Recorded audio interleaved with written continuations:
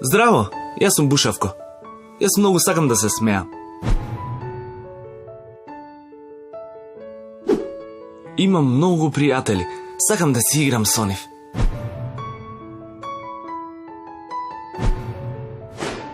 Имам и симпатија. Но, јас нешто правам погрешно. Зарем не можам да побарам помош? Ќе ги прашам мама и тато. Ги лутам мама и тато. Никој не ме разбира. Зошто се случува ова? Не грижи се, Бушавко. Секогаш има некој што е тука за тебе. Јави се на СОС телефоните на Милјаши 02 2465 316 или 070 390 632. Ако имаш каков било проблем, ние сме тука за тебе. И не грижи се. Твојата тајна е и наша.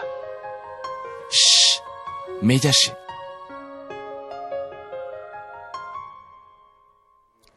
Новата комуникацијска платформа Бушавко е големиот проект со кој што првата детска амбасада Меѓаши ја започнува 2022-та. Една од многуте теми на кои ќе говориме наредниви минути во Македонија наутро, бидејќи сакам да направиме своевидно резиме на 2021 година и проектите кои што изминатава година се реализираа. Тоа ќе го сториме со нашата соговорничка Клементина Добревска, која што ја имаме на Скајп ова утро. Клементина, добро утро и благодарам за позитивниот одговор за гостување во Македонија наутро.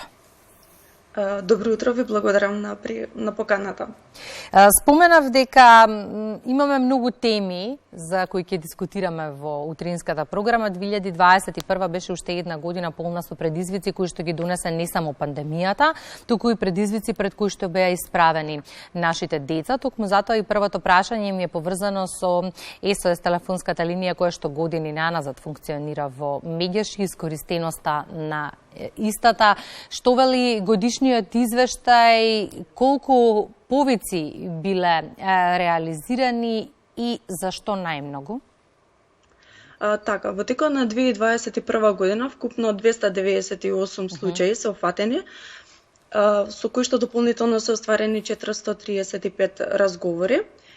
Во овие случаи офатени се 406 деца и млади, споредбено со минатата година, односно 2020, зголемен е бројот за некаде над 30%. Најчесто се јавуваат повторно се семејните односи, различни видови на насилство, како што се ментално, емоционално насилство, физичко насилство, занемарување и негрижа. Како една од најчестите причини, исто така се јавува и пристапноста, во која што се офаќаат повеќе категории, како суштинските потреби за децата, пружање на медицинска помош, здравствена заштита. Оваа година во годишниот извештај со 13% застапеност кај случаевите е појавата и на причина за појава нели на СОС телефона за да се јават нашите деца е менталното здравје како проблем. Искрено не ме радува тоа што е голем бројот на пријави од една страна, но од друга страна ме радува тоа што младите почнуваат да се заземаат за себе и да го креваат својот глас. Ако до неодамна, да речеме, при вашите гостувања имавме информација и дека најголем дел од пријавите доаѓаат од возрастните. Работите тука се менуваат, значи? Па можеме да кажеме дека се менуваат, меѓутоа се уште постои можност за да се охрабруваат децата. Знаете како, најчесто се јавуваат родителите или некои членови од поблиското семејство. Тука би сакала да апелирам до родителите и наставниците да се начнува ова нели самото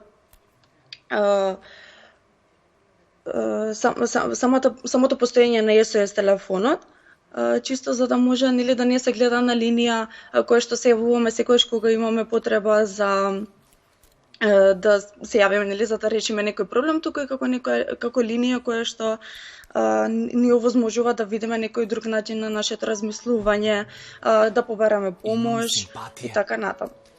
Од врсничко насилство до злоупотреба на децата и нивните права на социјалните мрежи, користење на децата во политички кампањи, насилство на децата од страна на професорите, ова беа само дел од настаните за кои што Мегеш изминатата година го креваше својот глас во насока на правда за децата и во насока на необходност од поголема едукација за децата да ги знаат и бараат своите права. Согласно ова, каков е ставот на Мегеш во однос на изминатава година, но и годините предходно? Во какво општество живеат, Клементина, нашите деца? Така, генерално сите овие случувања кои што ги кажавте ја одбележа во голема мера 2021 година, за жал. Генерално живееме во општество кое живее подреден тренд. Се обидуваме да ги стакнеме материјалните нешта, а при тоа да ги сокриеме оние вистински вредности како почит, разбирање, љубов и грижа кон природата, но и кон луѓето. Се додека овие нешта не се истекнат чекор напред, нема да можеме да бараме правда за децата, затоа што ние сме тие всушност кои им ги наметнуваме трендовите. Општеството во кое што живеат нашите деца е општество за кое ние самите и сме одговорни. 30 години трае борбата на првата детска амбасада Мегеши за поправеден свет за децата. Она што ме интересира, каков е впечатокот, успевате ли во мисијата и добивате ли соодветна поддршка од државата и релевантните институции во реализација на истата мисија? Така, мислам дека постоење на амбасада која што се залага за заштита на правата на децата, се залага за одговорно родителство, почит на детската личност веќе 3 децении, само по себе кажува за тоа колку успешно ја реализираме нашата мисија и визија за поправеден свет за секое дете. Се разбира дека сите овие 30 години сме соработували, се уште соработуваме со институции и граѓански организации преку кои што ги застапуваме правата на децата. Дефинитивно немаме целосна државна поддршка, меѓутоа во текот на своето работење, особено не со телефонот, соработуваме со надлежните институции, со невладини организации кои што во некој начин се залагаат за правата на децата. Исто така не со телефонот при примените повици, во зависност од на видот на проблемот за кој што ни се обраќаат евувачите. Знаеме и да постапуваме паралелно со писмени обраќања до надлежните институции и да ги следиме постапките што ги преземаат овие институции, доколку треба соодветно да реагираме, доколку согледуваме дека не постапуваат во најдобар интерес на детето. Пандемијата дополнително влијае на здравиот раст и развој на децата. Изминативе денови се огласија многу македонски епидемиолози кои што кажаа дека можеби омикрон сојот е најава за крајот на пандемијата и тоа е добра вест од една страна, но од друга страна треба да сме свесни колку лузни остави истата, најмногу по децата изминативе 2 години. Согласно тоа и прашањето како децата да излезат од целата оваа приказна здрави, имајќи предвид дека пандемијата не допре не само физички, туку и психички. Знаете како, за да излеземе здрави од било каква средина, потребно е здрава средина, да работиме на себе, а пред се потребно да сме свесни за нашата состојба, нашето тело и дух. Се додека нема свесноста дека во нас ќе дозволуваме сите надворешни влијанија да не притискаат и да го контролираат нашиот живот. Како препорака би кажала дека 10-минутно вежбање во текот на денот и ментална хигиена е значаен чекор на некој начин соочување со пандемијата. Под ментална хигиена подразбирам свесност за сопствените емоции, мисли, како тие влијаат врз моето однесување, како да се погрижам за мојата психичка благосостојба. Исто така разговорот со родителите, наставниците и службите, стручните служби, многу ќе им помогне да го отстранат оној страв и неизвестност кој пропратно доаѓа со пандемијата. И сега би сакала да проговориме малку и за бушавко, иако нема да откриваме многу, бидејќи во периодот кој што престои многу ќе се зборува за новата комуникацијска платформа на SOS телефонот за деца и млади.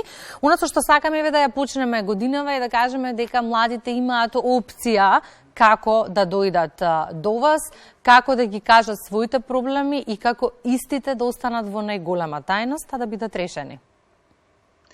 Така, Ало Бушавко е новата веб страна Појдовме од тоа дека разбереке дека не секој сака веднаш да стапи во комуникација, а Бушавко ќе нуди една поинаква комуникацијска поддршка во која што ќе има содржини на различни теми од интерес на децата, младите, но и возрастните, во кои ќе бидат понудени објаснувања за некоја појава, проблем, причини зашто се појавуваат, како и совети и насоки што би можело да се стори. Така што платформата се уште ја уредуваме, но веќе е на светската мрежа и е достапна за секој што сака да ја посети и би ни значи доколку најдете време да ја посетите, разгледате и ќе ни дадете нели ваши забелешки. Може да ја најдете на allobushavko.mk, која што е достапна и на сите други социјални мрежи преку кои што ќе се обидеме да ги едуцираме и поддржиме децата, а своје катче ќе добијате и наставниците и родителите преку споделени искуства и техники во справување со секојдневните предизвици кога станува збор за родителски и образовни улоги. Што покрај Ало Бушавко ќе биде проект во фокусот на Мегеш за 2022? Па така, дефинитивно фокусот ќе остане на SOS телефонот и на уредување на веб страницата, затоа што нели тоа е една од активностите кои што се планирани за 2021. Покрај нив ќе се обидеме да го хармонизираме SOS, бесплатниот SOS телефон кој што е задолжителен за сите членки на Европската унија, меѓутоа ги имаат и некои наши соседни држави веќе десетина години, па така поддршката од Агенцијата за електронски комуникации, но и од Министерството за труд и социјала како главна надлежна институција за заштита на децата е клучна за да можеме да го добиеме овој број и на тој начин да станеме подостапни за децата. Исто така мировното образование како иницијатор на култура и мир и ненасилно однесување понатаму и по 10 години активен придонес во образованието ќе продолжи со своите активности. Генерално продолжуваме и со проекти на регионална соработка со SOS телефони за деца и млади од Грција и од Албанија, како и други земји во насока на ставање на крај на насилството на децата, особено во фокус на интернет насилството или како популарно е кажано сайбербулинг. Особено не радува фактот што во новата година влегуваме побројни за нови 10 волонтери од високото образование кои неизмерно сакаат да дадат свој придонес за помош и поддршка на децата и нивните права. Разговорот го започнавме со прашањето во какво општество живеат нашите деца, ќе го завршиме со прашањето какво општество посакувате за нашите деца и од друга страна каква година посакувате за сите деца во Македонија. Така, посакувам година во која што ќе се разбуди свесноста во нас, како земја, како општество и како личности, дека ние сме одговорни за она што им го даваме на децата. Ние сме тие модели според кои што децата го базираат своето однесување. Затоа апелирам да оставиме на децата среќно и безгрижно детство, да ги тргнеме на страна нашите проблеми и фокусот да го насочиме кон она што е најдобро за децата, а тоа е да им пружиме љубов, внимание и почит како единствени засебни индивидуи кои имаат своји ставови, мислење и потреби. Благодарам за гостувањето во Македонија наутро, Клементина, со сето оно што ќе биде ново од Мегеш и повторно ќе ви имаме во утринската програма. Ви благодарам и вас. Тоа беше Клементина Добревска од првата детска амбасада Мегеш, со која што ја сумиравме изминатата 2021 во однос на проектите кои што ги реализираше првата детска амбасада, но го најавивме и проектот за кој што се чини многу ќе се зборува во периодот кој што престои. Со сето оно што ќе биде ново, како што споменав, ќе имаме следно гостување и нова тема. 7 часот 58 минути во продолжение дел од програмската понуда, веднаш потоа второто информативно издание во Македонија наутро.